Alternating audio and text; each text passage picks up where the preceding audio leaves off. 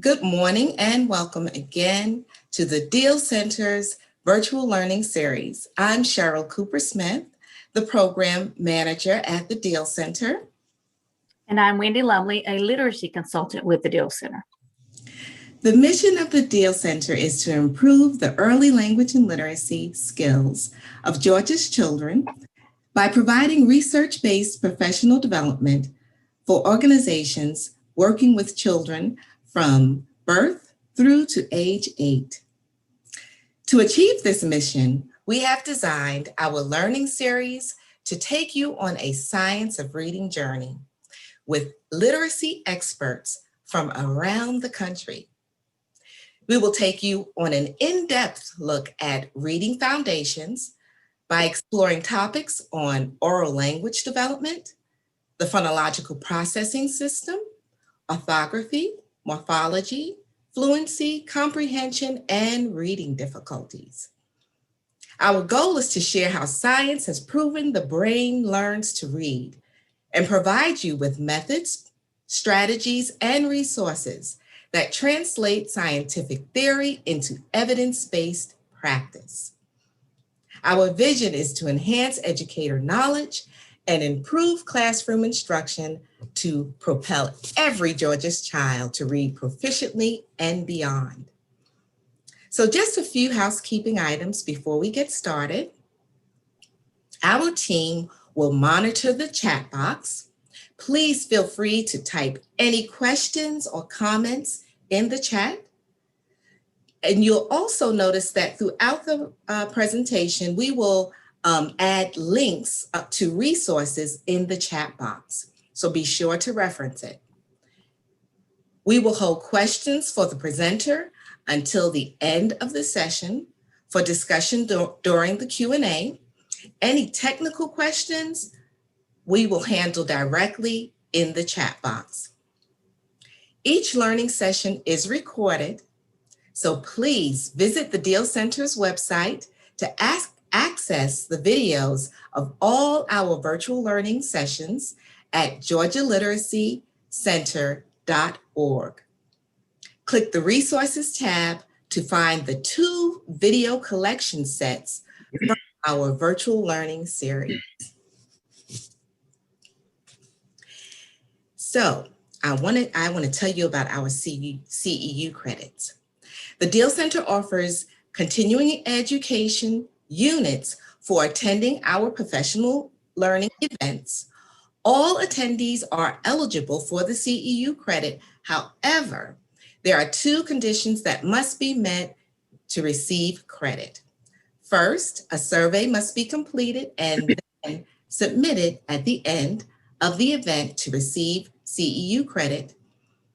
More information will be provided after the learning session, so please stay tuned. All right, Wendy, we are ready. Good morning, everyone. We are so glad you could join us today. You've most likely seen the recent explosion of articles on the science of reading and the push for teachers to learn more about it. There are 2 popular approaches to teaching early reading: balanced literacy and explicit systematic phonics. There is some overlap between the 2 methods, but there are also some important distinctions. Have you ever wondered which approach is more effective? Balanced literacy programs tend to get students into books quickly and encourage both shared and independent reading. They do include some phonics, but the lessons are often short and embedded in other work. When phonics is taught explicitly and systematically, the sounds, sound patterns, and rules are taught in a sequence to ensure none are missed. Phonics programs do not encourage the use of context clues or guessing to figure out unknown words. If you want to know if a K-2 classroom is using explicit systematic phonics or balanced literacy, here are some signals to look for. In a balanced literacy classroom, word walls are usually organized from A to Z by initial letter sound. The wall includes a mixture of single syllable, multi-syllable, regular, and irregular words. In a classroom that emphasizes phonics, sound walls are often take the place of word walls. Words that contain the same sound are grouped together to facilitate practice. Often they are organized by articulatory gesture or where in the mouth those sounds are made. Both types of classrooms usually include a well-stocked library with high-interest books. In a balanced literacy classroom, students working in small groups often read from leveled readers, which tend to have repeated words, predictable sentence structures, and lots of pictures. Students can often figure out an unknown word through context and images. In a classroom that emphasizes phonics, students working in small groups often read from decodable books, which contain high-frequency words and sounds the students already know, and repetition of certain sounds that the students are working on. In a balanced literacy classroom, students learn to use cues while they're reading to figure out words. They learn to ask themselves what word would sound right, look right, and make sense in context. In a classroom that emphasizes phonics, students spend more time practicing letter patterns and rules, such as the final E rule, and they learn to use the code rather than to guess. In a balanced literacy classroom, a teacher would encourage a student to look at the picture and other context clues to figure out an unknown word. In a classroom that emphasizes phonics, a teacher would encourage a student to sound out an unknown word using known phonics rules. To learn more about the cognitive science behind how kids learn to read, we encourage you to read these articles from Education Week. We've provided the QR code for the articles, and we'll put the links in the chat box as well. Hey, thank you, Wendy, for that wonderful information and just giving us an opportunity to see some of the differences between the balanced literacy classroom versus the phonics classroom and those important look-fors, so you know what environment that you are teaching in and where emphasis needs to be made for word learning. All right, now it is my pleasure to introduce our guest speaker, Dr. Jennifer Lindstrom. Dr. Lindstrom is an associate professor in the Department of Communication Sciences and Special Education at the University of Georgia. She is also co-director of the Graduate Certificate in Dyslexia and the Dyslexia Endorsement Program.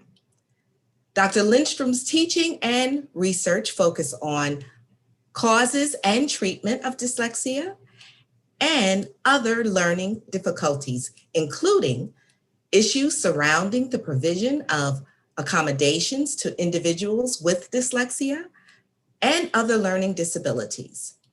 Her teaching and research are also aimed on early literacy and a focus on teacher training and the use of research-based methodologies for improving student performance and the relationship between cognitive and linguistic abilities and poor reading and writing development. Welcome, Dr. Lindstrom. Dr. Lindstrom, I am going to stop sharing, and please get ready to share your presentation.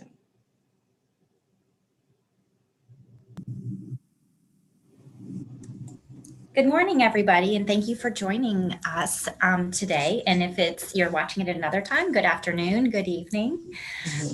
So I just want to make sure you can see my screen. Can you? Yes, we can see. You just need to go into presenting mode. I'm doing that right now. Okay, and I'm going to minimize all of you, and we will begin. So as I just said, thank you so much for coming. I know there was a little bit of question of it just a few minutes ago about what the topic is. So yes, we will be covering dyslexia and reading difficulties. So we just needed to get a little bit of a primer kind of activation for what this topic, what we'll be talking about today. And I really appreciate that opportunity these first few minutes to be looking at the differences between a classroom that would use balanced literacy versus a structured literacy approach. So I'll be addressing that later on in the presentation. So I also want to tell you just a little bit about myself. This picture on the left, I recently went and visited my alma mater, the University of Missouri. We took our children there. My husband and kids had never been.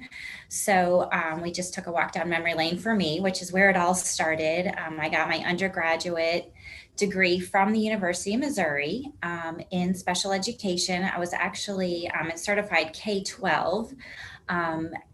Mild, moderate, and severe disabilities in special education. So it kind of covered the whole range there. But my teaching experiences and subsequent professional experiences have focused entirely on students with high incidence disabilities, primarily learning disabilities, reading disabilities, ADHD. I taught in a classroom setting, both collab and pull-out resource, and I was primarily the person who did all the testing for eligibility when I was in the schools for achievement in other areas other than cognitive. And then I worked in a private setting in Charlotte, North Carolina. That was in Missouri. And I did the same thing, eligibility for learning disabilities or other related disabilities. And also I did some teacher training when I was in Charlotte. Written expression and reading. And then I got my PhD at UGA, focusing again on assessment, learning disabilities. And then my first faculty position was at the University of Virginia. And then we since came back to UGA. My husband is the director of the Regent Center for Learning Disorders here at UGA. So there is some overlap in our research and professional areas of expertise. So you can imagine how exciting our conversations at home are, which is not entirely true because we usually don't talk about work a whole lot at home. I have 10-year-old twins who will be starting 5th grade this next school year. And another part on the right here, this is just showing that I was part of the passage of SB 48, which is the dyslexia bill. So I'll be talking a little bit about that today. And as provisions of that bill, I'll go into what that means for all of you who are teachers in Georgia. And I also see we have individuals from other states and also India. So welcome, this is exciting. So today we'll be covering, as I just mentioned, legislation. I'll talk about the characteristics and causes of dyslexia. We'll get into the dyslexia in the brain, and then the importance of early identification, which will lead us into structured literacy approaches, and then some recommended resources. And then there'll be time for question and answer at the end.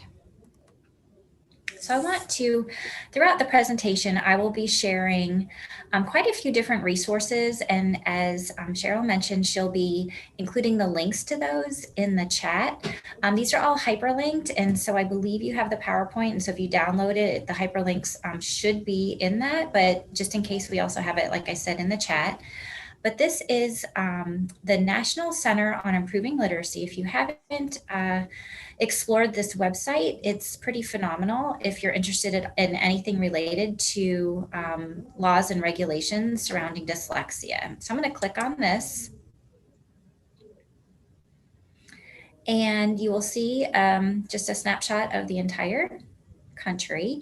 And then you can look quickly over here, and every state, when I click on it, is designed in the same way or formatted the same way. You can see what their law or their bill includes and does not include, what's required, what's recommended. So I'm going to go ahead and click on Georgia, and you will see quickly here in the summary box on the right, yes, we do have legislation, SB 48. There is a screening requirement, so I'll be talking more about that today. Pre-service requirement, meaning is this required in any pre-service training, EPPs, or educator prep programs? No, but I think we're moving in a positive direction, and that we're looking at EPPs and what the courses, how they are addressing dyslexia across the state. In-service requirements, that's professional development for people, individuals who are in the profession. Intervention requirement, and then has literacy SIMR. And then if you go down here, you'll see more details about each of these components. So, and they update this, the NCIL updates these, the state's websites regularly, especially when they're in session and bills are getting updated. or they're adding to them. So check back on this if you're interested in keeping up with legislation. Okay.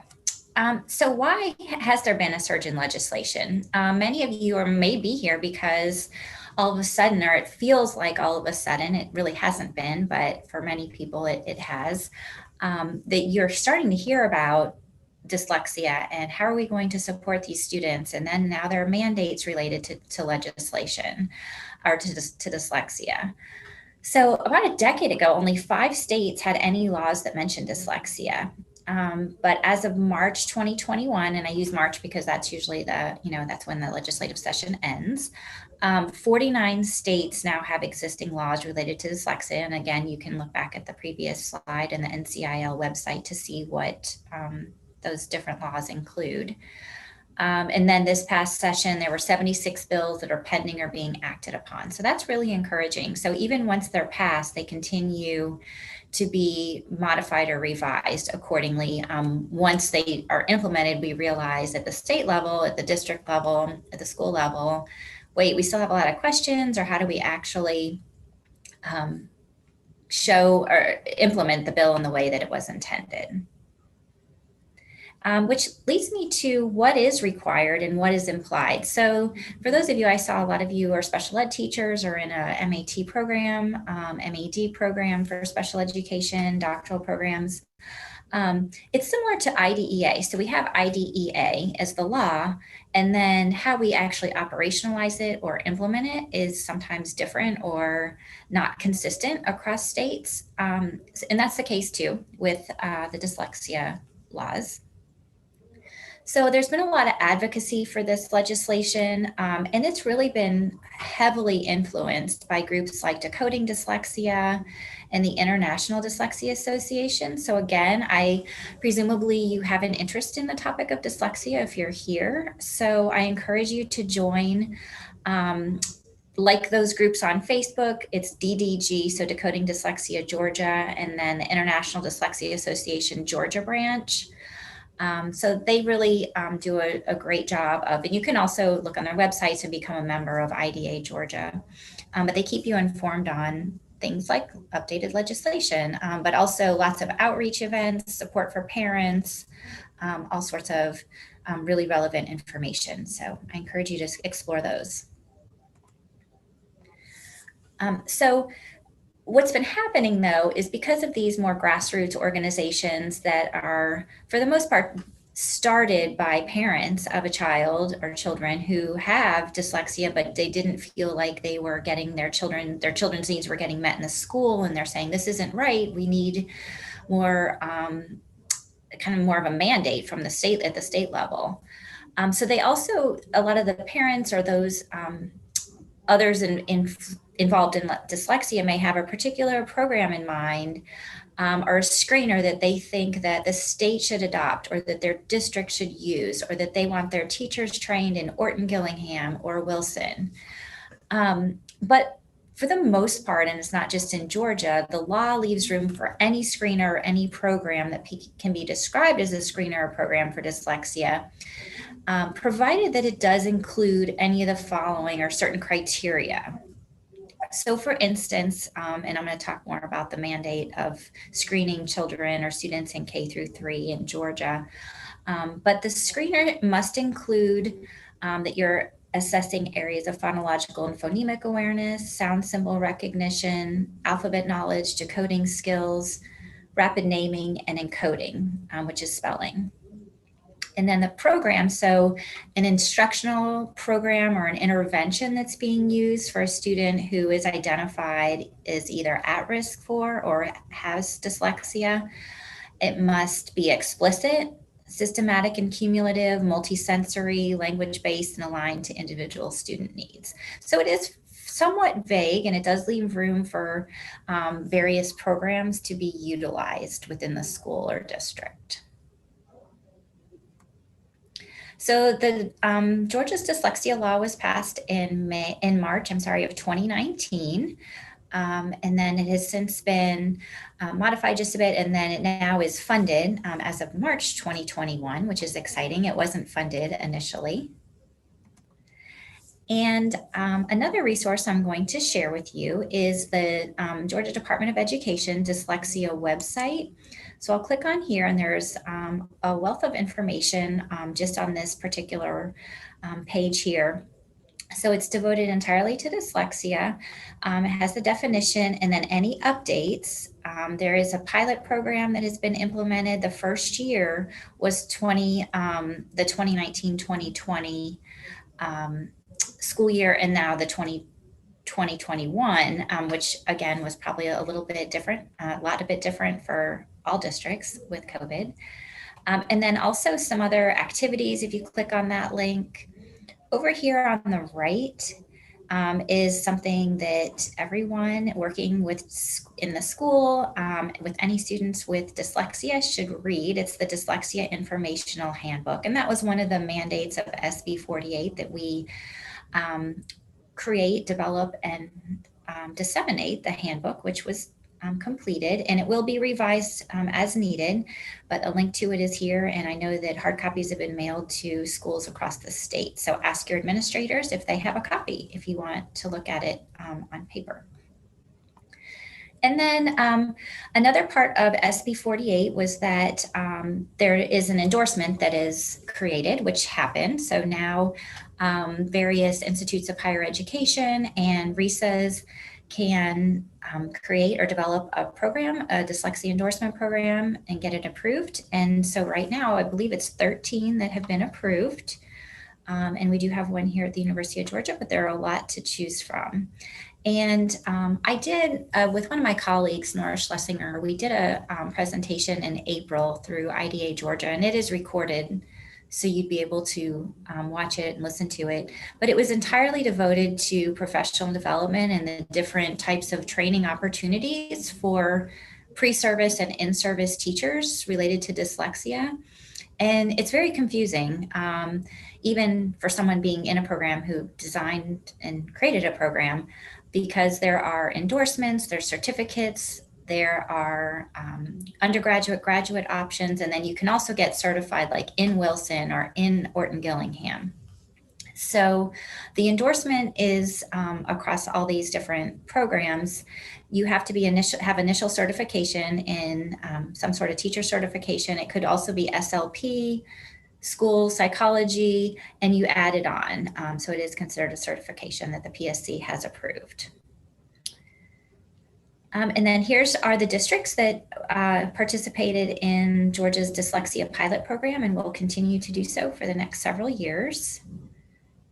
And here is a report on how that first year of implementation went. So that is an overview of the dyslexia website that you can return to. Okay, so now moving on to what is dyslexia. There is actually no universal definition of dyslexia.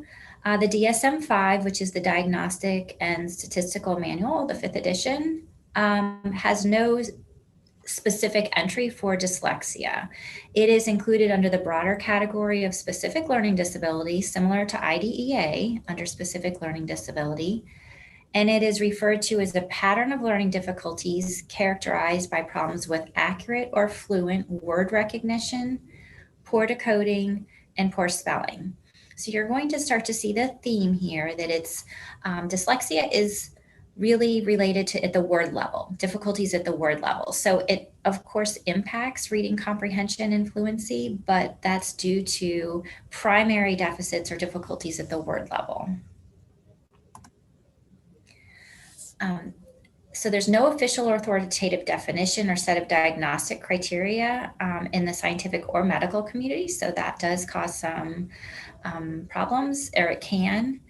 And criteria can vary across states, disciplines, and even individual practitioners, which is not uncommon across all disability areas or most, but it does, again, the implications for that mean that some students may be eligible for services and others may not, and have very similar types of profiles. So Georgia's definition, which is on the website I just showed you, It is a specific learning disability. It's neurobiological in origin. So that we need to keep in mind, that we have to determine how would we ensure, how do we know that, that it's not caused by just poor instruction or truancy, other external cultural, environmental factors. So we do need to somehow establish that it's innate to the learner, not something external. And it is, again, like I just said, characterized by difficulties with accurate or fluent word recognition, poor spelling, and decoding. And this is due to deficits in the phonological component of language. And it's unexpected in relation to other cognitive abilities.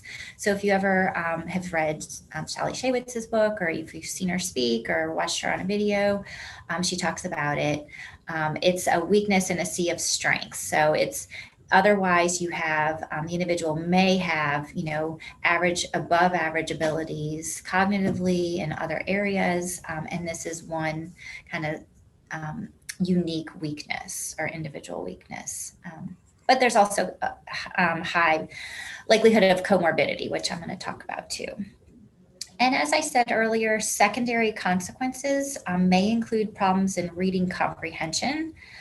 And because of this, these individuals are reading less. There's less experience that they have with reading, and then that does negatively impact or impede vocabulary and background knowledge. So what is dyslexia and what it isn't? We know it's a brain-based neurobiological condition. It impacts reading, spelling, and writing.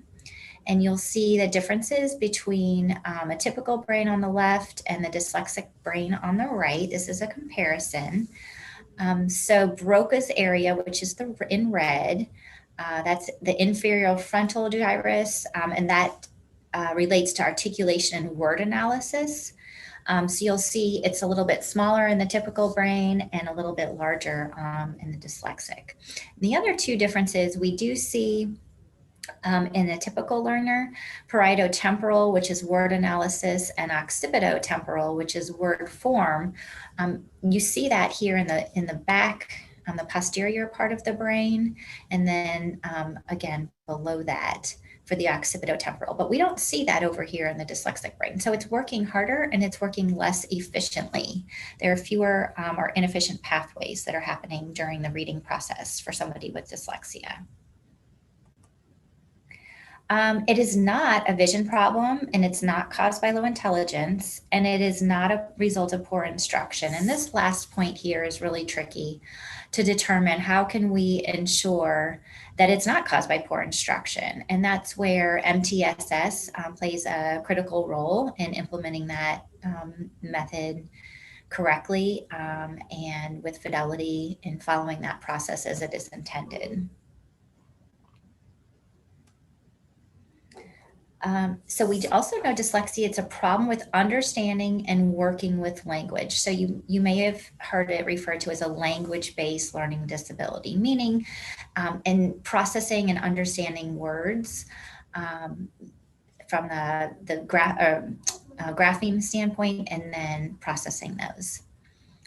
It's a function, learning to read is a function of spoken language, and then the brain is connecting the speech sounds of spoken language to the visual written code. So the phonemes are linked to the visual written code, which we would call graphemes.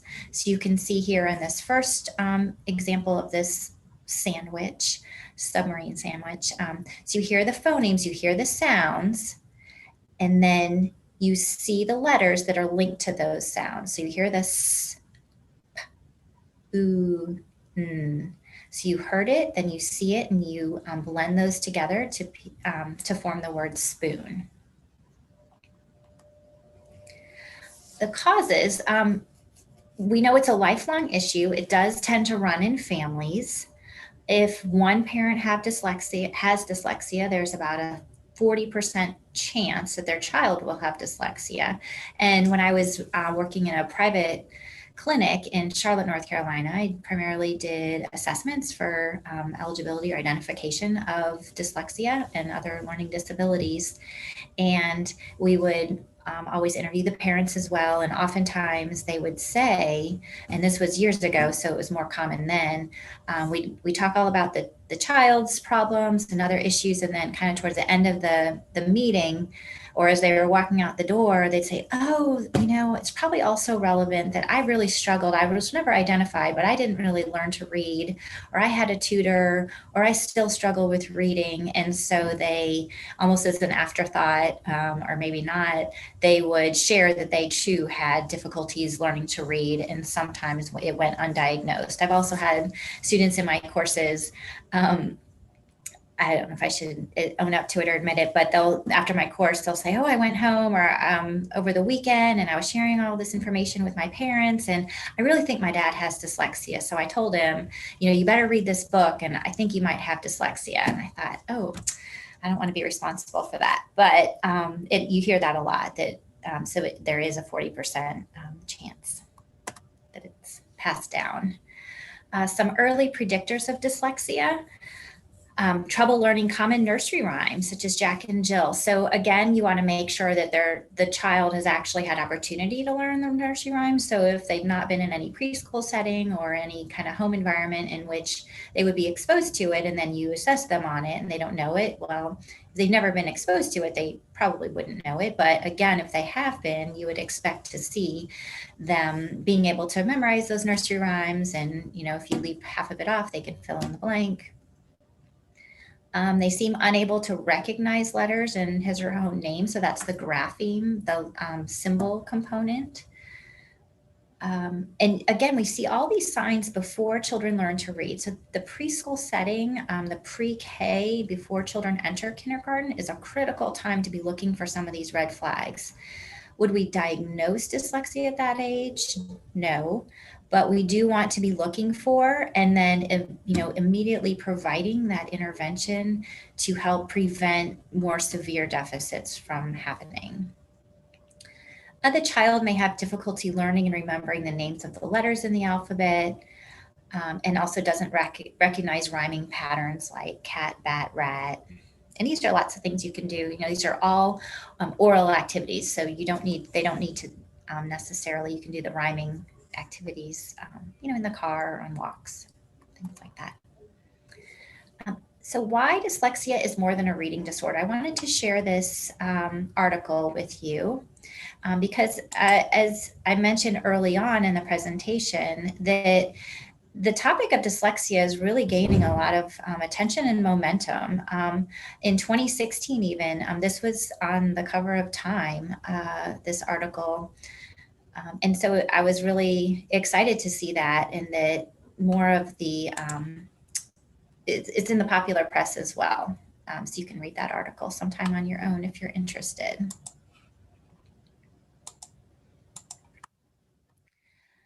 And so now we're going to shift a little bit more into what's going on in the brain for individuals with dyslexia, and how is it different than a typical learner. So I'm going to share just a brief, this is a video in which Guinevere Eden, she talks about which parts of the brain are used for reading, and also how the brain changes when people with dyslexia learn to read. I'm not going to show the entire video, but I do want you to be familiar with Dr. Eden and her work, as I will also be introducing you to other experts throughout the remainder of the presentation, and other important resources that you can share with families, parents, colleagues. You can go return to these yourself to learn more. So here's Guinevere, Dr. Eden. And this is on the understood.org website. And again, I believe that Cheryl's including the links to these in the chat.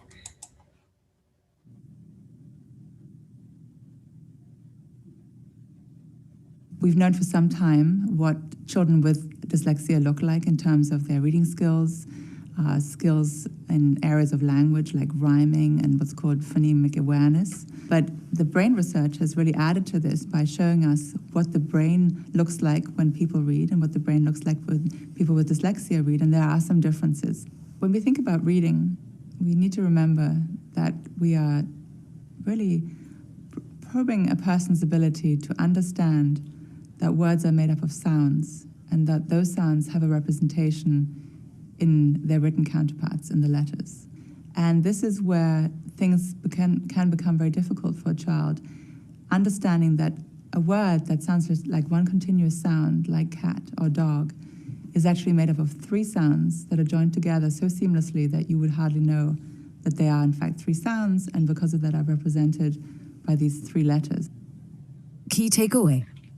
Dyslexia involves trouble connecting the sounds that make up words with the letters that represent those sounds. So one of the reasons I wanted to share this video with you is for that purpose of, as you're thinking about your role in your school or in your center or wherever your position is right now, and sharing with colleagues, is that Understood.org in general, but especially on dyslexia, has some really great resources. And I really like these, how they stop and talk and provide the key takeaway. So it's a great video to share with those who may not be at all familiar with dyslexia without going into a 2-hour kind of presentation about it. Something that many of us take for granted and forget is just how complicated reading is. There's nothing about our brain that was designed to learn to read. When our brains learn to read, we rearrange them quite significantly, and we draw on a range of skills that were designed to do other things. The same mechanisms that we use when we read, which is accessing the sound representation of language, that area in the brain is involved when we read. It's clearly become directed towards reading and not just spoken language. And it is integrated with areas in the back of the brain that help us recognize words that we then at some point begin to recognize by sight, because the oral part of language is important in helping us put the sound representation on words. But after we see a certain word a number of times, we don't necessarily have to sound it out every time, but we begin to move it to a part of the brain that helps us visually support recognizing a word by sight. The more we see those words, the less we have to actually sound those words out, but we recognize them almost like a picture. And it does seem that, in fact, the area in our brain that we use to see pictures in our visual environment becomes hijacked by reading. It literally, reading as it establishes in the brain, says, move over. Now I'm going to use this part of the brain to help us recognize word forms. And then we also have a part of the brain that helps us pronounce the word and pull out the right pronunciation, and that's in the front of the brain. So reading is made up of different components, and likewise, what we see in the brain is a network that reflects those different components that we use for reading. Key takeaway. Reading uses different parts of the brain to sound out unfamiliar words. Recognize familiar words by sight. Think about how to pronounce the words. When we study children or adults with dyslexia, we find that some of those areas aren't activated quite the same as they are in people who do not have dyslexia. The imaging research has given us kind of a very nice inside view of the reading brain and how it differs in struggling readers. And it's also given us an opportunity to ask the question, what happens in children or adults who have had difficulties with reading when they're given some tutoring and they're given the skills that they need to sound out those words, to really apply the code to allow them to pronounce the words and get better and more fluent at doing that. The research shows that if you are very explicit in instructing children about the rules of phonics and understanding how language is structured and then how it relates to the written counterpart, and if you use methods that show children in a very structured way, in a very intensive way, how that works, that really is a key component to a successful intervention. And once you understand the relationship between sounds and letters and you can read, you then need some time to become a more fluid reader. Give your brain the time to not just increase the skills in phonological processing, but also now have the experience of encountering words again and again so that you can commit them to your visual word memory and have the practice and then go on to use that skill to derive meaning. What isn't considered an effective intervention are the kinds of things that focus on trying to train eye movement control, trying to change a child's ability to balance and those kinds of things. Key takeaway. Effective interventions for kids with dyslexia teach the relationship between sounds and letters in a very explicit and structured way. Help struggling readers recognize words they have seen before. Do not focus on things like balance or eye movement. Really, at the heart of dyslexia is a difficulty in mapping language to print, and it's that skill that these interventions really address as a way to give the child the key that they need to access written language. And the imaging has shown us areas in the brain that now, after the intervention has occurred and after their reading has improved, areas that increase in brain activity and other areas that are compensating and helping out to make that person a better reader. And those kinds of insights tell us something about the mechanisms of reading and struggling readers, and perhaps why certain brain areas participate in the process of making a person a stronger reader. And that's where the neuroscience insight helps. The scientists can look at those brain changes and deduce from that, well, what are the areas in the brain that support that change? And why those areas? Is it the language areas in the left hemisphere that we use for language and reading? Or is it some other areas? And the researchers use that information to try and understand why those brain areas, why did they change? And what is it about their relationship to the intervention that makes this a good intervention? Key takeaway. Researchers are using brain imaging to understand how structured literacy interventions help people with dyslexia.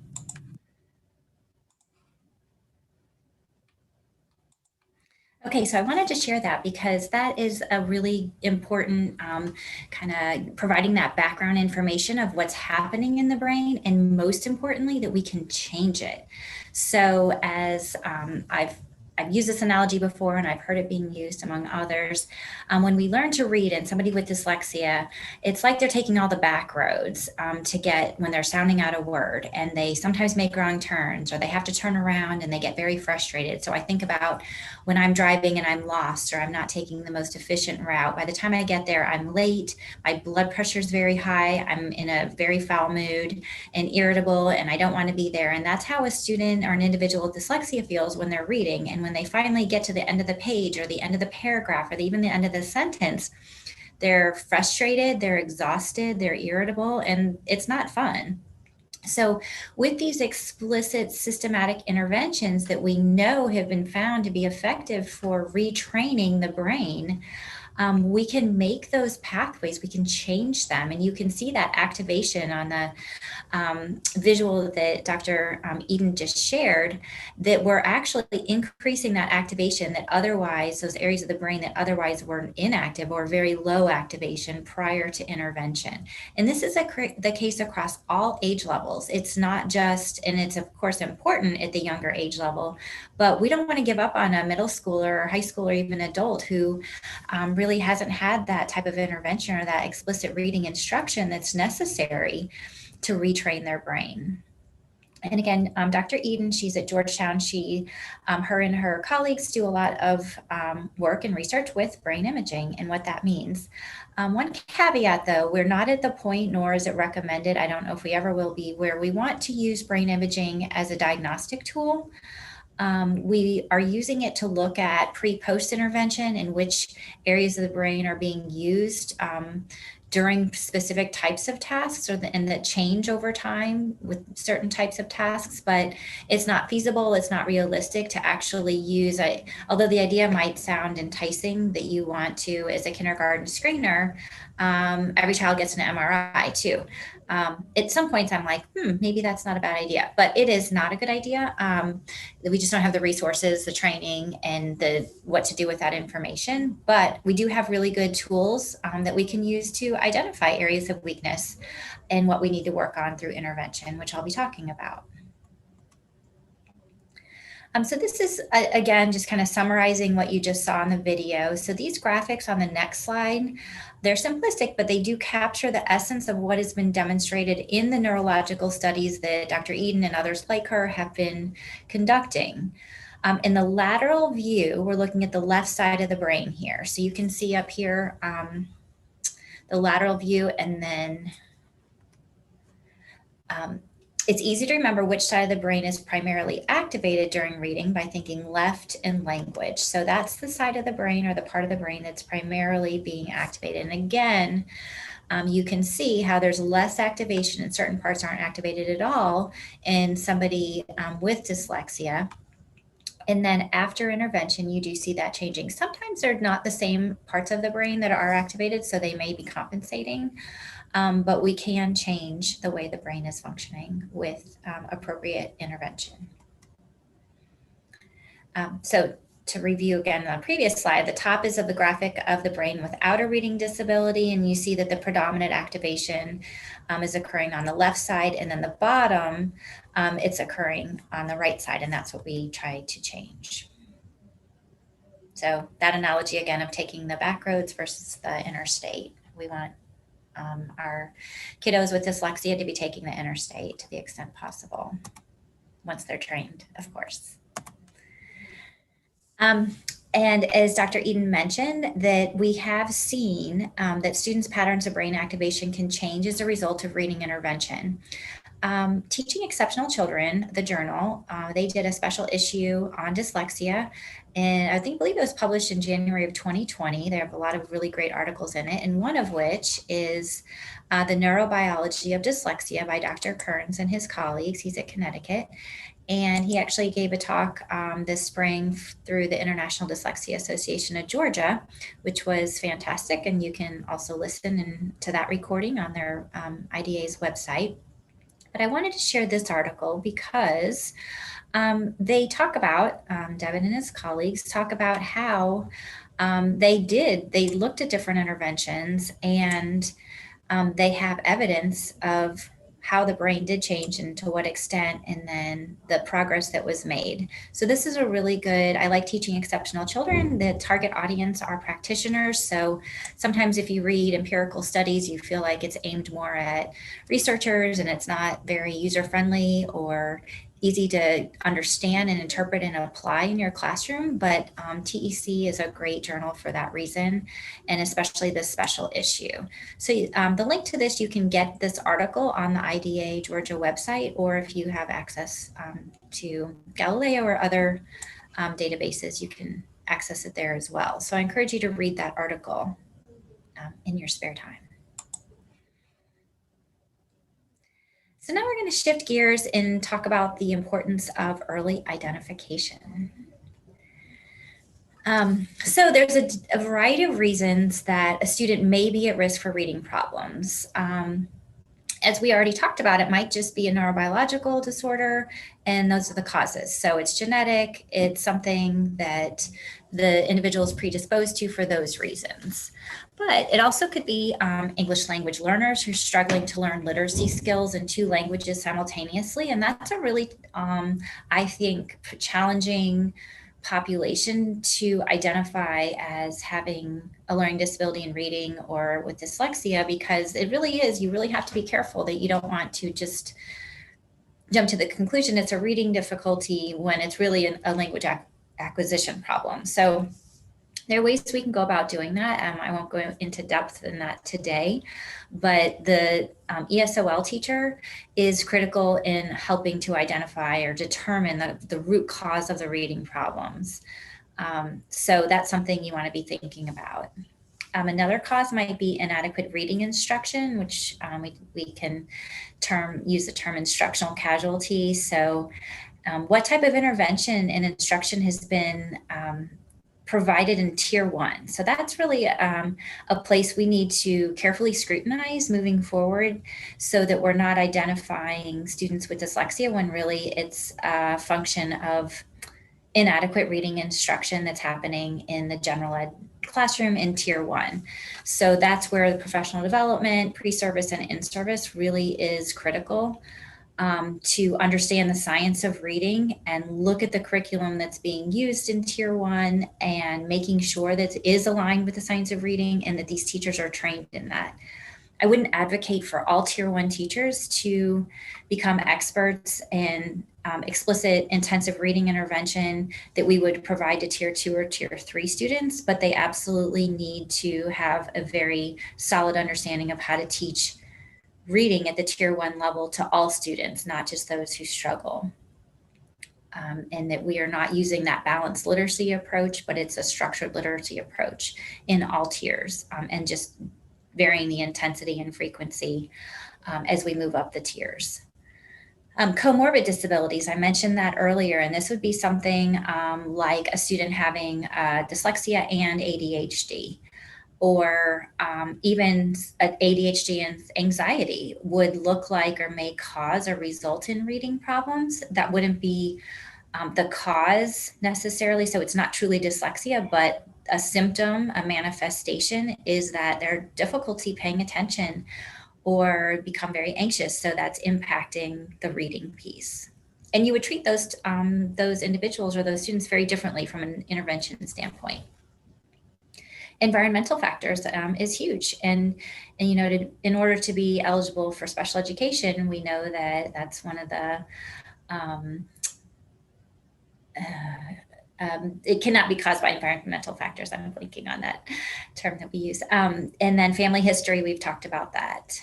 And it's likely that it's not a single cause or explanation that is behind the student's struggle to develop strong literacy skills. So you really have to look at the whole child and not just look at a very small piece and assess just phonological processing and decoding and say it's dyslexia. You have to do a comprehensive assessment, evaluation of the whole child. And then it's more likely that multiple risk factors are causing, especially in more pronounced difficulties or more significant difficulties. Why is universal screening so critical? Well, we know that it takes 4 times longer to intervene in 4th grade than in late kindergarten, so catch it early. Just like any type of kind of difficulty or deficit, the earlier you intervene, the more likely you're going to see positive outcomes or minimize the significance or the degree of severity. We also know that children at risk for reading failure can be reliably identified even before kindergarten. And again, not diagnosed with dyslexia, but those at risk by looking at those emergent literacy skills that I already mentioned, and I'm going to go into depth in a little bit more what those are. With early identification prevention, the number of children who are placed in special ed can be reduced by up to 70%, because you know what? We're preventing those who are instructional casualties from being identified. We're providing that early intervention, and we're ensuring by taking a close analysis and scrutinizing our instruction at tier 1, we are optimizing reading performance and acquisition in tier 1, and therefore minimizing the number who are false positives, what we would call that, and really that are true positives that despite all of our best efforts based on science, these children are still what we would identify then as dyslexia. Also, it costs 2 times more to serve a student in special ed than in general education. So there is a resource allocation and cost standpoint to consider. Birth to age 8 is critical period for literacy development. This is when there's rapid brain growth and high likelihood of responsiveness to instruction and intervention. 90% of children with reading difficulties will and can achieve grade level reading if they receive the right help before the end of 1st grade. So again, really close eye on what's happening in kindergarten, 1st grade in terms of reading instruction. We also know from what Dr. Eden and Dr. Kearns and others have shown that when effective interventions are used, we do see changes in the structure and function of the brain. So now I'm going to get into the Matthew effect. So Stanovich has done early on, looked at this. We know that children who get off to a poor start in reading rarely catch up. And then the consequences are monumental as they accumulate. So it's a cumulative effect, and it's exponentially over time. The gap keeps increasing. And we refer to this, or Stanovich did, now we do, as the Matthew effect. So in reading, the rich get richer and the poor get poorer. The good readers get better at reading, and the poor readers continue to lag further and further behind. And it's because they, fail to acquire those early word reading skills. So here's a visual of what that looks like. Just from kindergarten to third grade, you can see how wide that gap gets over those, 3 to 4 years without that critical or explicit intervention. And what are the consequences of reading failure? There are many, but if we fail to intervene at an early grade, or when we first detect red flags, the student will develop negative attitude towards reading. Then there's reduced opportunities for vocabulary growth. They won't want to practice much in reading than other children receive, just because it takes longer, it's more laborative, it's exhausting, and they're much less likely to complete high school. So there is a much higher dropout rate. And also then the dropout to prison pipeline is there are a disproportionately high percentage of inmates, first-time inmates with dyslexia. And some states have actually passed laws that look at this, and they're requiring screening for first-time inmates or offenders in prison to identify those who may have dyslexia and then provide reading instruction. One of my colleagues here is working in up to 2 days a week in the prisons, teaching individuals to read. So I'm going to talk about what and when to screen. This is Nadine Gabb, another very internationally known researcher in the area of dyslexia, and she's going to briefly tell us about how to select an effective screening tool. We're going to see her a couple times today.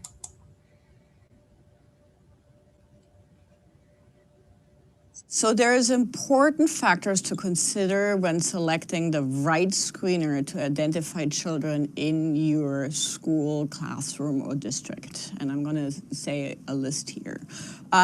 So first of all, you want to make sure that it assesses all important skills that we know are important for learning to read.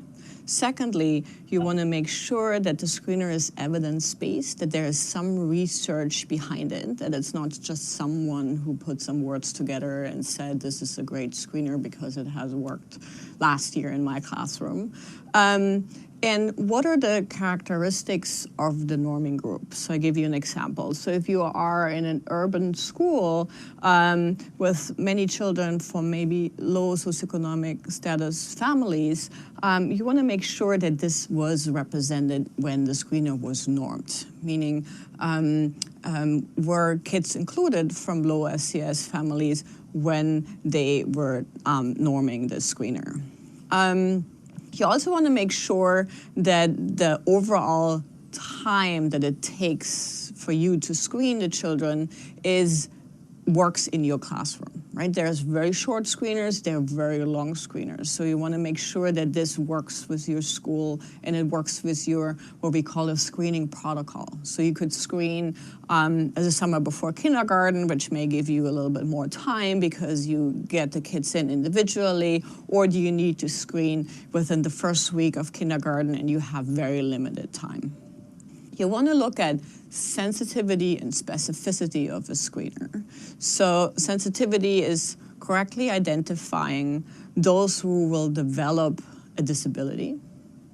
And specificity is correctly identifying those who will not develop a reading disability. So you can also call it the false positives and false negatives. So false positive is a child is identified as being at risk, but is not actually being at risk, which can be due to problems with the instrument, the day they were tested, they were tired, didn't have breakfast, etc.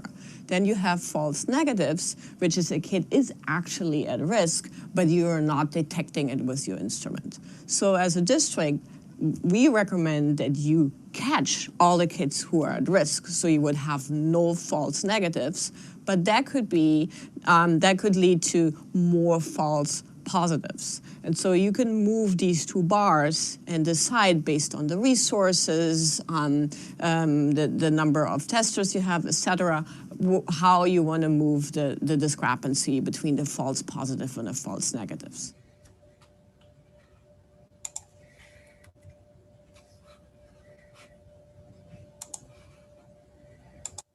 Okay, so Dr. Gab, as she's done a lot of work at MIT with developing screening tools, looking at those, the reliability, validity of those.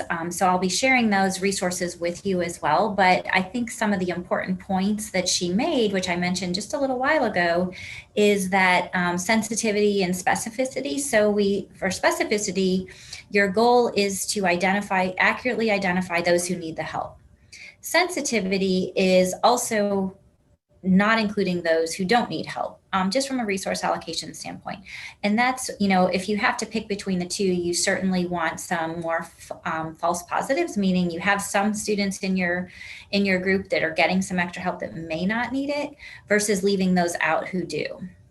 So that's what you want to be thinking about in your screening tool.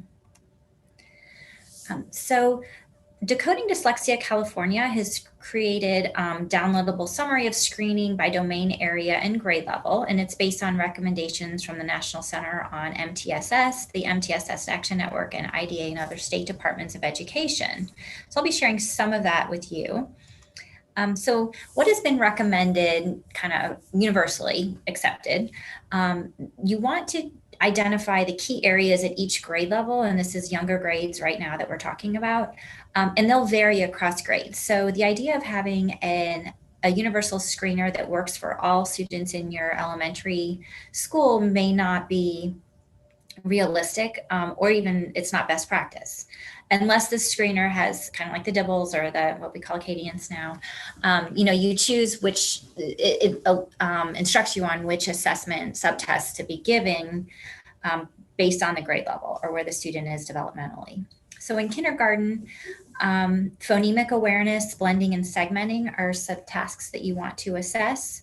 Letter sound association, letter naming. You need to have some time tasks. That's really important for that, to really measure that, the automaticity. Rapid automatized naming, which is another automaticity construct or skill. Phonological memory, or nonsense word repetition. And that again is thinking about, like, if you are coming across a word and trying to decode it and it's an unfamiliar word, that's essentially a nonsense word to that child until it's familiar to them. So that's why that's important. Decoding or word fluency absolutely include real and nonsense words. And, the question is, in August of kindergarten, would you really expect that child to be able to decode words? Probably not. But that's your baseline. So by December, mid-year, that child may have be able to decode some words. So you really need that comparison and to show that growth over time or lack thereof. And then by April or May of kindergarten, there would be some more words that student could decode. So it is, you do want to include that in kindergarten. And then a spelling analysis and our inventory. It might also just be letter formation or being able to write the letters that you hear. First grade, it's the same as kindergarten, but we're also adding in manipulating for phonemic awareness, which includes adding, omitting, substituting individual sounds. Same as kindergarten, letter sound association, letter naming, fluency, RAN, and so on. And then we're also adding in the oral reading fluency. So you wouldn't include that in kindergarten, but you would include it. Possibly wait until winter is recommended for first grade. Second grade, some of the areas are omitted. So that leaves us with phonemic awareness, RAN, decoding, ORF.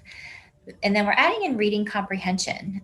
So that is to show, there may be a subgroup of students who actually this will help you determine, are there some who can decode okay, but it's more language comprehension, which would impact reading comprehension. So that's a different group of students entirely, and the intervention they would receive would be very different than those for decoding, which really brings me to the point that when you are providing tier 2 or tier 3 intervention to students in the area of reading, you have to know which area or areas of reading in which the deficit areas fall, because you wouldn't provide the same intervention for a student who has reading comprehension only difficulties to a student as you would to a student with decoding or word level problems. So you need to know not everyone should get read 180 or whatever it is you're providing in tier 2 for all reading problems. And then including the spelling analysis or inventory. And then third grade is the same, let's see, as second grade. It looks like, I'm trying to do a quick comparison here if there's something we took out. Can't do that quickly. And this is what you do with third grade and beyond. And as the SB 48 stipulates, all students in grades K through 2, I believe, I'd have to double check if it's K through 2 or K through 3, need to be screened for dyslexia. And then I believe it's grade 3 and beyond as needed, or if there are other problems, or if the student has just moved into the district and you don't have any record of previous screening.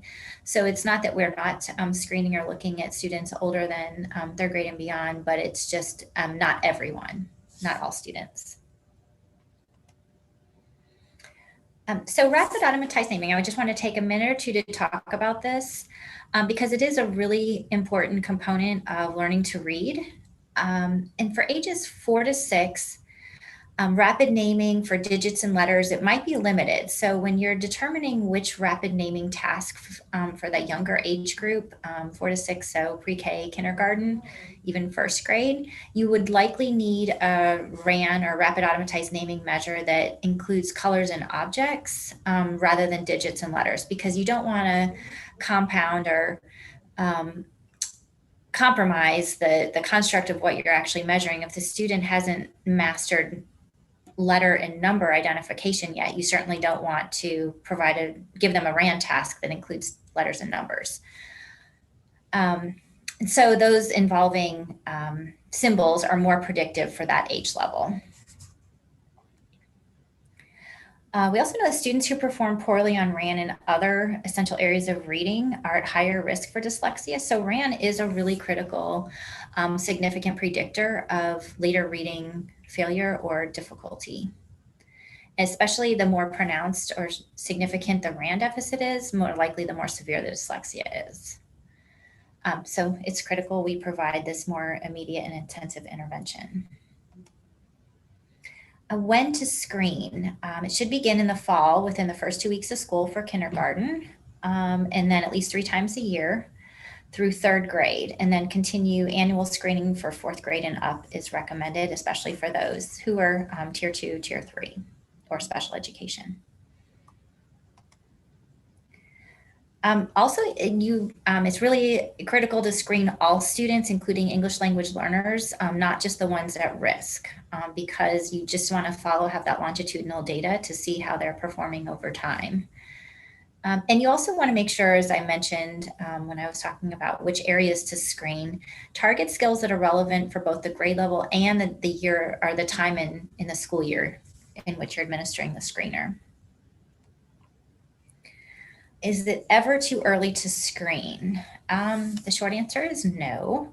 There's quite a few benefits of screening emergent literacy skills those are the ones that are prior to the start of reading instruction, to identify those who may be at risk for later reading difficulty.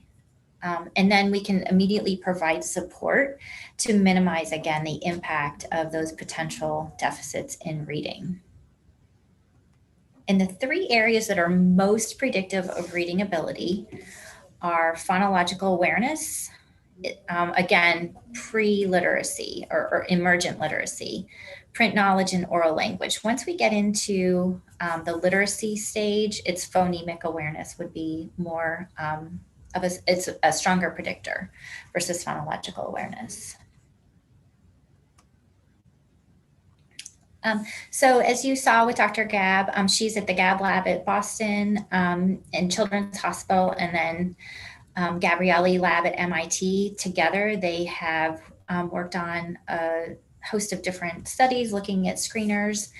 And this is a really phenomenal resource for those of you who are part of a literacy team at your school, or are part of the decision-making process and which tools to use as your screener or other types of assessments for literacy.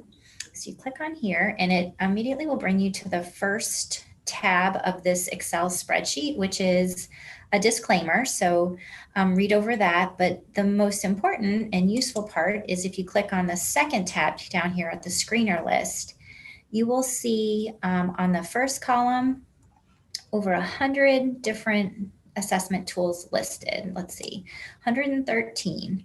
And like the group that the Gab Lab and Gabrielle, they update this regularly as more screeners become available or as more information about the tool becomes available. And then if you scroll to the right, you'll see the acronym and then the type of, I'm gonna try to, no. The survey or assessment, whether it's an assessment or survey. And a survey, I would caution or advise against using those for any type of decision making. That's really just a survey for the teacher asking their opinion or observations of the student. Can the student identify his or her sounds when they see when you provide the letter? And so instead of taking a guess or giving your opinion, actually just give that measure to the student and you have the data to answer that question. And then so you can look, has it been researched? And then if there's a link for the NCII, the National Center for Intensive Interventions, it has that. And then you can also keep scrolling to the right and it shows you how long estimated it takes to administer it, which grades are included in the screener or the tool. And then I really like this one, the assessment type. They've coded it as a screener, a diagnostic tool, meaning you've gone through the screening, you've gone through multiple tiers of MTSS, and now you're using this to determine if the student's eligible for special education. And then here, PM is progress monitoring. And then you keep scrolling to the right and stop it. It looks at the skills assessed, all the different areas that are assessed, and then keep going in whether it's print or digital format, whether it's computer adaptive, individual or group administered, and so on. So this is a really phenomenal resource for you to use as you're considering or looking at either tools you already have access to and are using, or those you're considering using.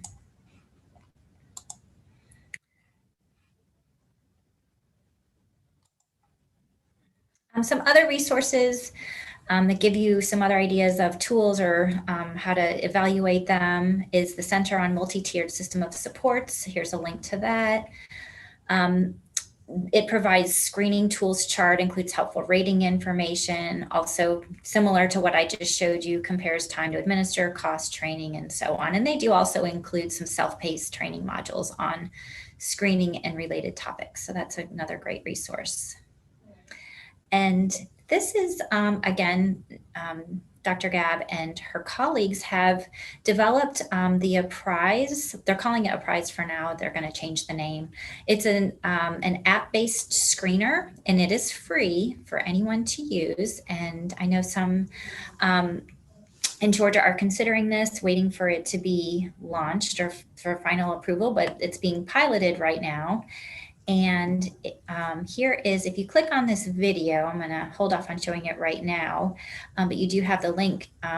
It's an overview of what this Apprise app-based screener looks like. So be on the lookout and listen for more information about this, because at the state level, I know this is something that we're excited about as a possibility.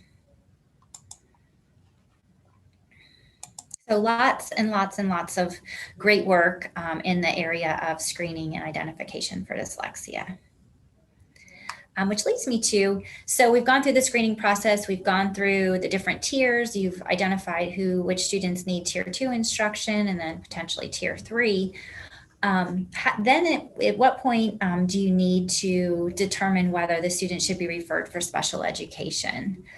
And that's, again, if you go through those different tiers and the student is not responding in the way you would expect, and you have ensured that the instruction that's being provided at tier 2 and tier 3 is appropriate, it's being implemented with fidelity by somebody trained with a dyslexia endorsement or dyslexia specialist, then the student should be referred for an evaluation for special education, and they would be identified under the area most likely of specific learning disability, even within dyslexia being the primary area of concern. And then if you click on that, the Dyslexia Informational Handbook that I showed you on the DOE dyslexia page, and if you click on it here, it's section 6, and I provided the pages for outlining the steps in that process. And then, so once you do the comprehensive evaluation and you look at all the progress monitoring data and any other relevant information, the team, SST, would determine eligibility for SLD and dyslexia, which then if the student is eligible, he or she would have an IEP, and then goals and objectives specific to the areas of weakness, which is likely decoding, spelling, reading fluency, etc. You also, the student may not be eligible for special ed, but could get a 504 plan. The difference between that, though, if you're not familiar with it, there are other resources you can read more about it, but a 504 plan does not provide or require intervention or instruction, whereas an IEP does. So it's more of accommodations versus instruction, which is absolutely two different things. We want intensive intervention if there's a reading problem, with some accommodations as appropriate. And just a word of caution, a poor reader, and I hear this very frequently from parents about their child or children, they may fit the profile of dyslexia, but if the student responds quickly or somewhat to appropriate intervention, the team may determine the source of reading problem is more likely related to earlier educational opportunity or possibly inadequate instruction versus differences in the child's neurobiological makeup. So the team has to show that the reading disability is affecting the student's performance to a significant degree to be eligible for special education. And many of you may already know that. An exclusionary clause is the term I was blanking on earlier. So we can't say that, if we know that it's cultural, environmental factors or poor reading instruction, that would be considered an exclusionary clause, and the child or student would not be eligible for special education. Okay, I had built in a break here, but I want to look at the time. I'm going to hold off on the break. There is opportunity. I'll be showing another video, and that's a time I certainly want to encourage you to watch it. But if you just have to at least get up and stretch a little bit as you're watching it, that would be a good time to do it. But I want to make sure I do cover all the content that I had planned for. So now we're getting into structured literacy. We've talked about what is dyslexia, early identification, potentially eligibility for special education under specific learning disability with deficits or weaknesses that would suggest dyslexia. And so now how do we provide appropriate instruction? So the simple view of reading, if you haven't heard that term, Tunmer had proposed this. It's the most widely accepted view that reading comprehension has two basic components. This is the word level, so word recognition, which we'll call D for decoding, and listening or oral comprehension, which we'll call C for comprehension. And that's how well one understands spoken language. Good readers have strong abilities in both decoding and comprehension. And if decoding or language comprehension is poor, then reading comprehension will be affected. So this is a simple kind of visual of that. So at the foundation, necessary but not sufficient is decoding and word recognition. Layering on comprehension or oral language comprehension would then result in reading comprehension, which is our ultimate goal of reading. And Scarborough's reading rope, it wouldn't be a presentation on dyslexia or reading without talking about the reading rope, which it again just kind of shows or depicts what I just talked about. The components of decoding and comprehension are clearly identified in his reading rope, the model that he presented in 2001. And this next slide will show you a graphic of that reading rope, and it integrates decoding for the development of automaticity, which is the hallmark of a skilled reader. So you will see here at the very bottom of the rope, there are fewer strands, but necessary, absolutely critical in the reading process, which include phonological awareness, decoding, and sight recognition. These together work together to increase automaticity, which then leads to allowing the learner to increase their background knowledge, vocabulary, language structures, verbal reasoning, and literacy knowledge. And when I mentioned that it's really important to identify which area or areas are weak or in which there are deficits to intervene, this shows you why that's so important, that you don't want to address reading difficulties the same way for every learner, that you have to determine which area or areas are weak in order to provide the most targeted intervention that's appropriate for that learner. And what's the relationship between dyslexia and the simple view of reading? So it's helpful in understanding those foundational skills of word recognition, phonics, RAN, rapid automatized naming, or rapid recognition. And then we want to, in tier 1, tier 2, tier 3, and special education, provide structured literacy instruction, which explicitly teaches these foundational skills. And this helps all students. If you are not familiar with that term structured literacy and what it means, it's not a curriculum, it's not a commercial program that has been published, it is an approach. And you can read more about it here. This informational, handout or brief provided by the International Dyslexia Association is an excellent overview of what structured literacy is and what it includes or entails. So that's another resource that you can come back to. It's part of your homework after this presentation. You didn't know you'd be having homework. But it's an approach to reading instruction where teachers carefully structure important literacy skills, concepts, and sequence of instruction. And this is where I mentioned earlier that in a law for dyslexia, it doesn't stipulate which program, but it does, the program has to include these components, and that's really based on the structured literacy approach. And this is another comparison, as you did in the activation part of the presentation today, in the kind of warm-up, your cardio warm-up. Wendy talked about the differences between structured literacy and a balanced literacy classroom.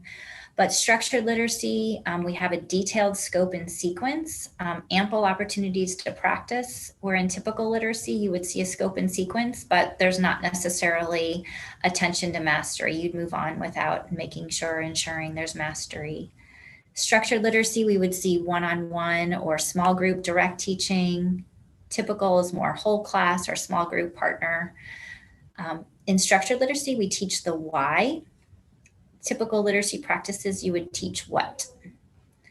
As you saw on that in the activation part of the presentation, decodable text for structured literacy versus leveled text. Structured literacy, there's explicit error correction. So you have to get very comfortable with correcting the student versus problem solving, where you might be guessing, using cues to solve what the word is. And then there is actual in structured literacy pattern and rule emphasis in spelling versus word walls. And here's a link to that visual, the Ed Week that Wendy shared with you early on to begin today. So this, I want to take time to share with you this is called the Purple Challenge. If you have not seen it, I get comfortable and settle in. So this it went viral in, I think, October of 2020. And it's really a nice way to show what's going on in our schools in Tier 1 especially, and why it is very problematic, and how many schools and teachers are teaching reading, and why we need to, why we're here today and talking about how we can change that.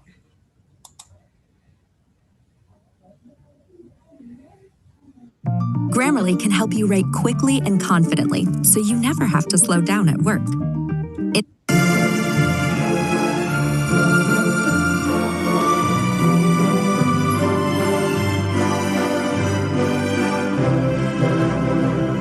Hi there. I'm the mom of a first grade student. I've started getting curious about how my child is learning how to read in school. I'm a PhD level behavioral scientist, and I made this video because I'm trying to make sense of some contradictions I see between the well-established science of reading and how kids are actually being taught to read. Here's one thing I'm really confused about. Perhaps you've noticed your child being assigned books according to their just right reading level. These reading levels follow the alphabet, like A, B, C, etc. What's strange is that these books often contain words that are pretty hard for a little kid to sound out, such as community or purple. It seems like kids are just supposed to memorize these words. To make it easier, kids are taught tricks for how to guess words when they get stuck. They can, for example, guess a word that makes sense. They can use the picture to guess the word, and they can even just skip the word entirely. Now you might be wondering, can't kids also just use phonics? It's true that phonics is suggested as one of various tools kids can use to figure out a word, but as I hope will become clear over the course of this video, what's actually happening in the early grades is that kids are not learning enough phonics skills to sound out the types of words that show up in the books they are actually reading. Furthermore, the other cue-based strategies, such as guessing from pictures or from context, are, according to experts, actually undermining their ability to read. All of this controversy got me wondering, will my kid learn how to read this way? I decided to do an experiment to find out, using Reading A to Z, also known as Raz Kids. This popular reading app uses books at the just right reading level. So I'm going to show you an online book, but what we learn here should apply to regular books that also use these just right levels. Here's how I did my experiment. First, I had my daughter read a book on Raz Kids.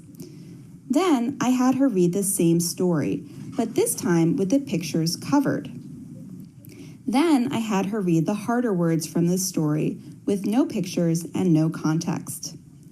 And finally, I tested these words again the next day to see how much my daughter had learned. So what do you think? Will she learn these new words even though she doesn't have the phonics skills to sound these words out? Let's see what happened. I ate paint my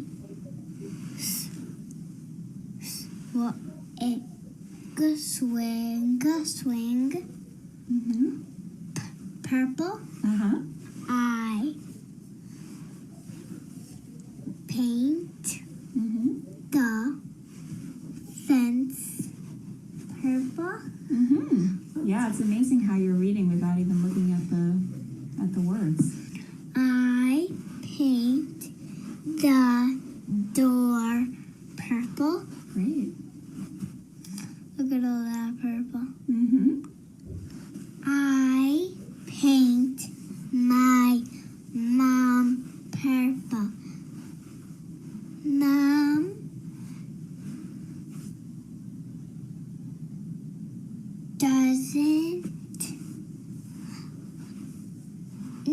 ought not like purple.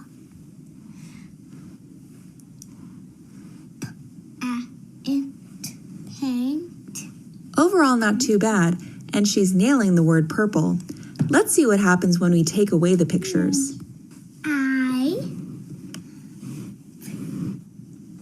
I put my swig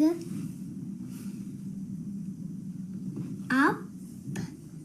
Okay, great. Up.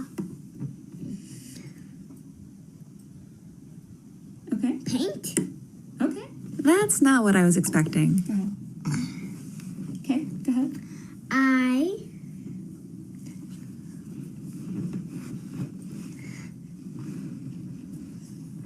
It doesn't work that way. You can tell she's really thrown off by the lack of pictures. She even forgets momentarily how to sound out words at all. It's a little hard without the picture. paint. I like paint. The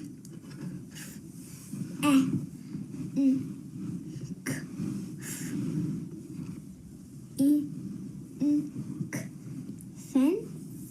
Good.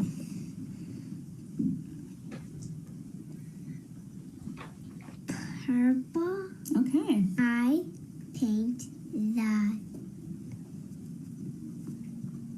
the door purple. Nice. She's starting to get the hang of it again. She doesn't have pictures to look at, but the sentences are pretty repetitive, so she can kind of figure it out from the context and the pattern.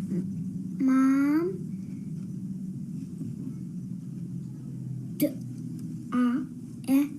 does not like purple paint. Nice. That was a strong finish. Now let's see what happens Great job. when she doesn't have any pictures or context to help her.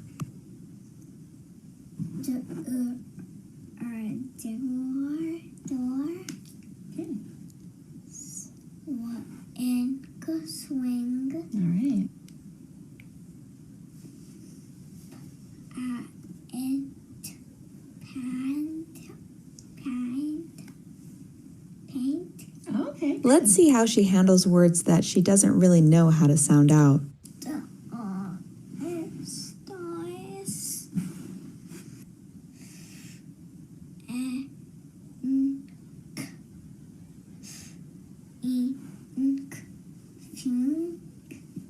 Those words were a little tricky, but she'll definitely get this word. I mean, she saw this word, what, a million times?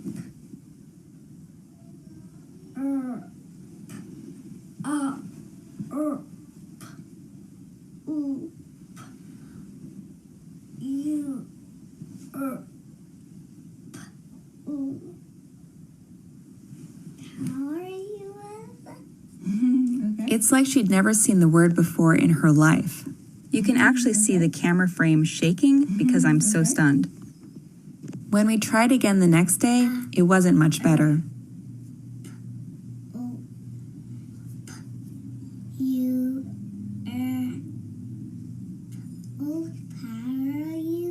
Oh, good try. I wasn't expecting this at all. How could she be exposed to a word so many times, have it appear on every single page, Look at all that purple. and then not even recognize it 5 minutes later? Now, she did get some words right without pictures or context, but check out how her accuracy changed over time. The green boxes represent correct responses. When the pictures went away, her accuracy suffered.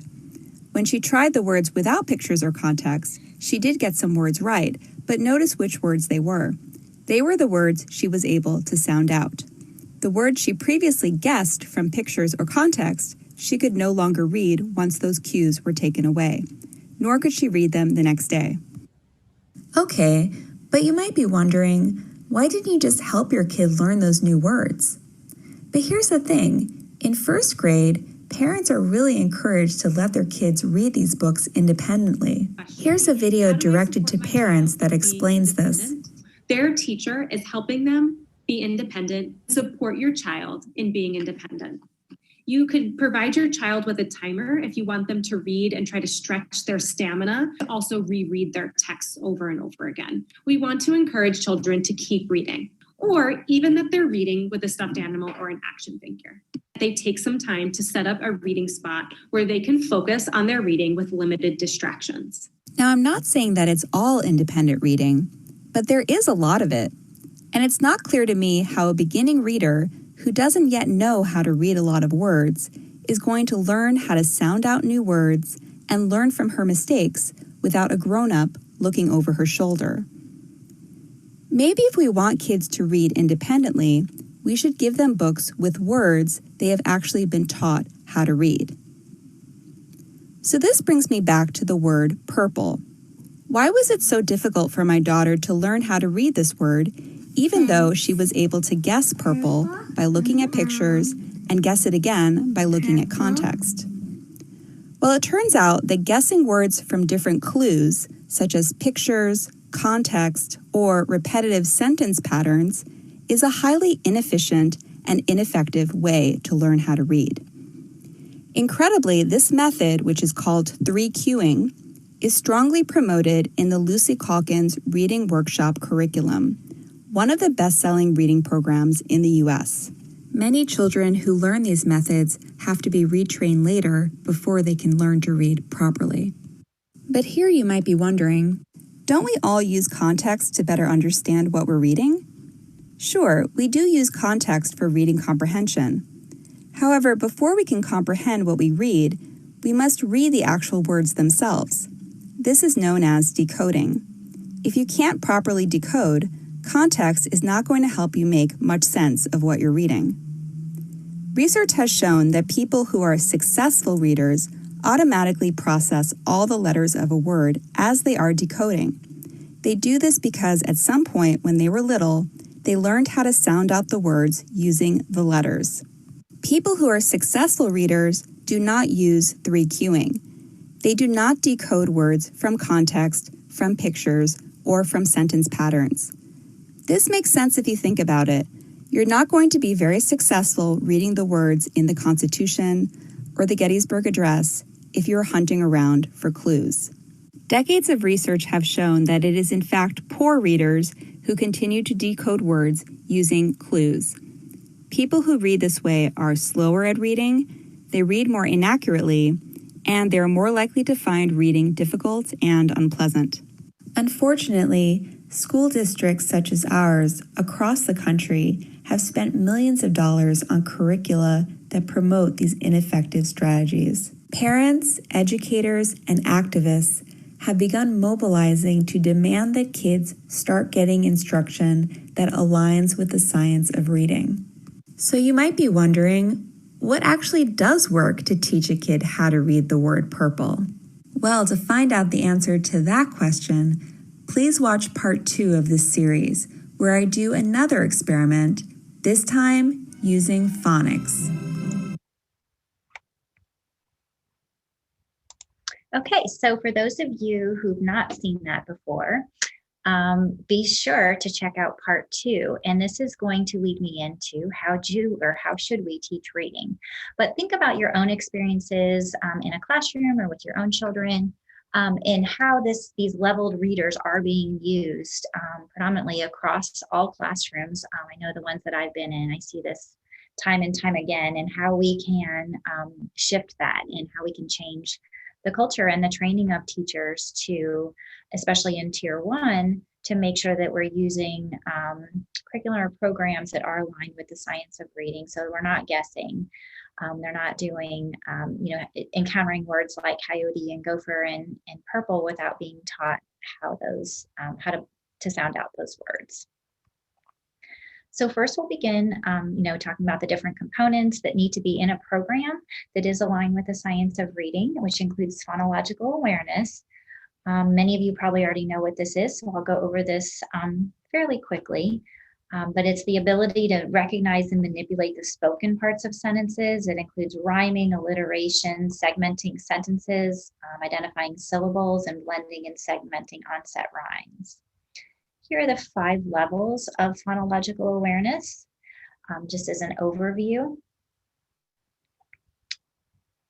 And then we get into phonemes, which is the most important component of teaching structured literacy approach, in that the phoneme is the smallest part of the spoken language.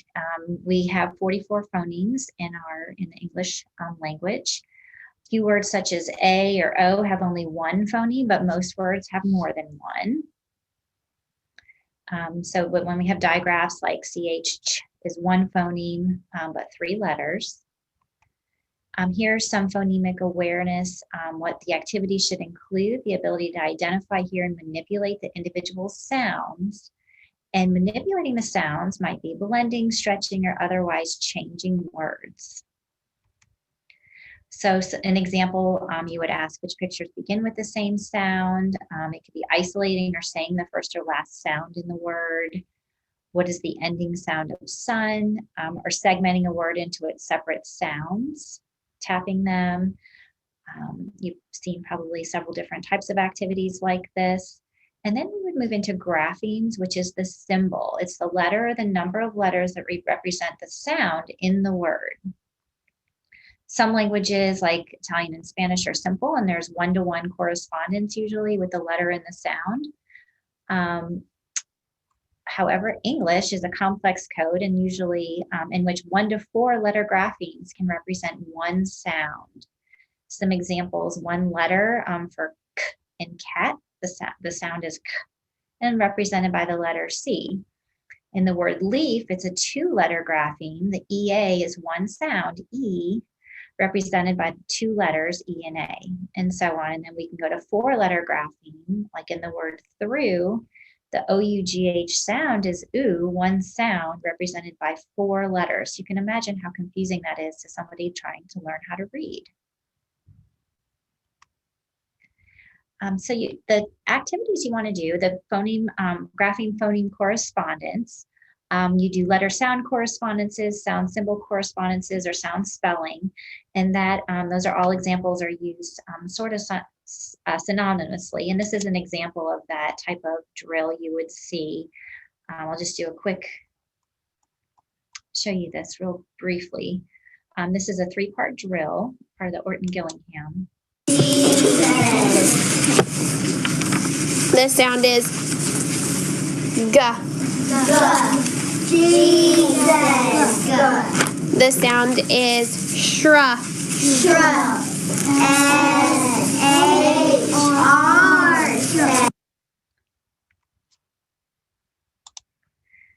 Okay, so you see that the teacher says the sound, the student repeats it, and then they have to write it or spell the sound. But I also want to point out something that you observed in that video, like for shra, the teacher said the sound is shra, and it's really sure.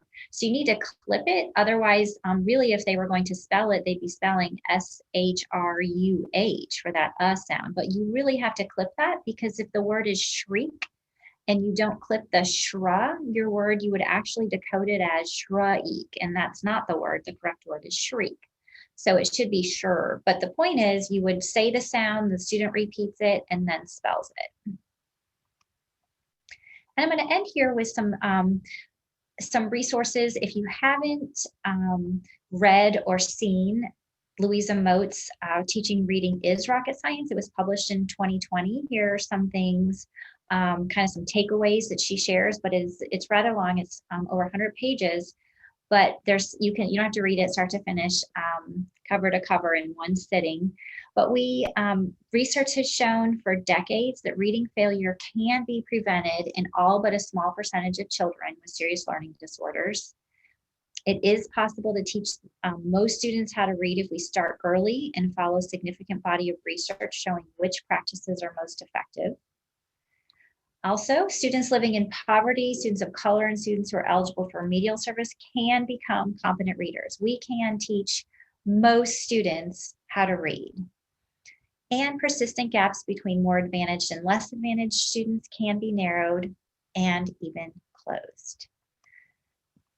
Okay, so this is a quick Ed Week video that I'm not going to share right now. It was just kind of showing how teachers who are really learning now and embracing the science of reading and trying to fill in some of the gaps that they didn't learn in their teacher training. And some teachers after 20 years are saying, I can't believe I've been teaching reading the wrong way this whole time.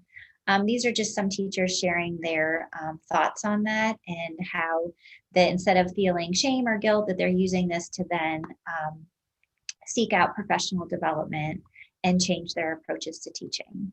And then these last couple of slides are just some recommended resources or links to those. The MOATS Teaching Reading is Rocket Science. The Ed Week Getting Reading Right is articles, videos. That's where several of the things that I showed you today came from. If you are not familiar with Reading Rockets, that website, they have a great Reading Rockets 101, which are modules that you can go through for professional development. And then they have an amazing, with Linda Farrell, looking at reading intervention video series. So they're maybe 5 to 8 minute long videos of teaching various skills that you would do in a brief lesson with a student, which is really, really helpful to watch those. And then I can't end without talking about Emily Hanford and her phenomenal work she's done in the area of dyslexia and reading.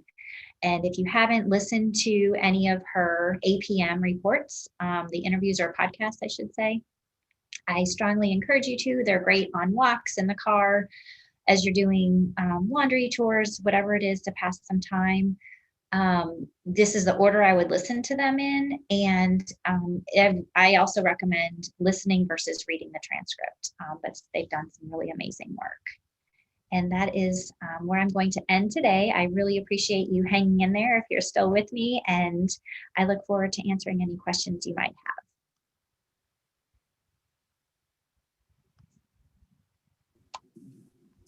Wonderful. Thank you, Dr. Lindstrom, for such a fantastic presentation. We do have some time for questions, so I'm going to go ahead and want us to be able to capture a couple of the questions.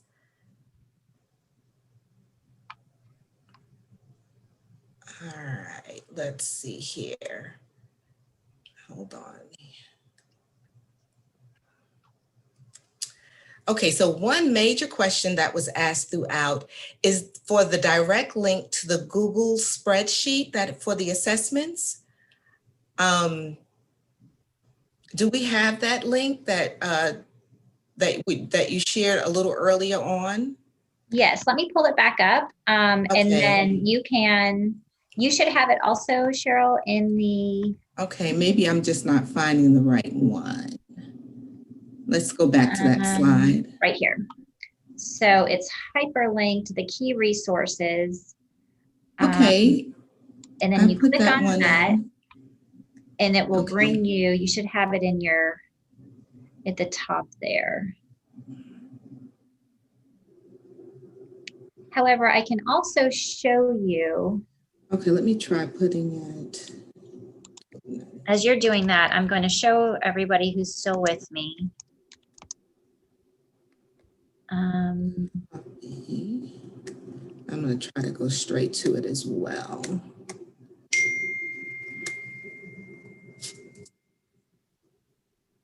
I was going to try to get to her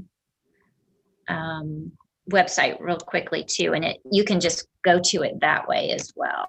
Okay. When I go into, let's see, when I use that link that I have in the PowerPoint, it's taking me to her lab. Okay, so if you scroll down, I'm doing it now. Okay. You should. Carol, I think I shared it up there in the chat somewhere, the actual link. I went and got it. You want it? Okay. Also on the website, if you scroll down to resources, it says learn more about our early reading and screening resources, and then you do learn more.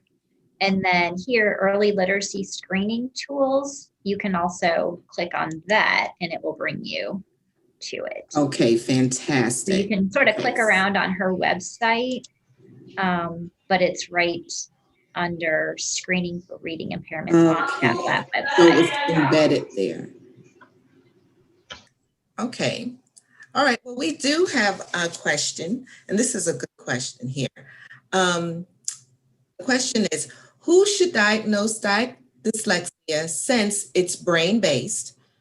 How can you sort it out if the student has missed a substantial amount of school and as an equivalent to years when combined, and the student is now 10? Okay, so getting to the first part of that Mhm. question, it's almost a triple barrel question. Right, right. All parts of it. So who can diagnose it? Well, you can do private, you can seek out a private evaluation for school psychologist or licensed psychologist who does comprehensive psychoeducational evaluations. Or you can, go through your school and you can request an evaluation for your child. And again, make sure that you're requesting a comprehensive evaluation. So they're not just looking specifically at reading, even though that's one of your primary concerns. You want to look at the whole child, looking at all academic areas, cognitive processing, attention, and so on, to see if there are any other possible explanations for the reading difficulty. As for a child who's missed significant amount of school for any host of reasons, but coming out of a year of just tumultuous experiences and lack of, I guess, support for everybody and various educational opportunities, I think that, I'm more concerned rather than diagnosing, because you don't know the cause if it's a reading problem. You want to do as much as you can to provide intensive intervention. A 10-year-old would be somebody who would be a good candidate for, daily, if it's possible, 60 minutes a day of intensive intervention with using a structured literacy approach to make up for that lost time. Mhm. But it's possible. That's the encouraging part. We can rewire that child's brain, and with, again, frequent high intensity intervention. Right. The next question kind of really goes along with that too, in terms of the 10-year-old, but this question even talks about grade equivalency around even this assessments for 6th and 7th graders. Are there any assessments for 6th and 7th graders who are struggling at this level as well? There are, and you can certainly, I encourage you to look at that Excel sheet that has all the 100 and something assessment tools listed on it. Some are diagnostic. At that level, I wouldn't spend as much time on screening, because I think it's pretty clear if 6th or 7th grade you have significant concerns about reading, and I would just go right to the diagnostic, determining, again, looking at using a comprehensive approach, but looking at specific areas to provide intervention immediately, rather than going through the screening process. I would go refer that child for an evaluation at that level, that age grade or grade level. Because sometimes it's not so much grade, right? It's the set and the deficits that we see appearing or interfering with the child being able to read and develop the skills needed. So, yep, that's correct. All right. Well, wonderful. Dr. Lindstrom, thank you for this wealth of resources that our group here can take this information and apply it directly back into their settings, and especially as they begin to plan for what's to come, as you mentioned, where we are probably going to be encountering many of our children who may have not gotten the instruction needed. And we're going to be seeing some of those weaknesses and deficits coming back. One thing that stuck out for me, I love the Purple Challenge. I hope you all will go back and take part in part 2 of the Purple Challenge. It's very telling. I thought it was pretty powerful. Oh, it is so powerful. And it's very anecdotal. Any one of us could have done that same process, right? And just kind of done the comparison. So again, we thank you so much.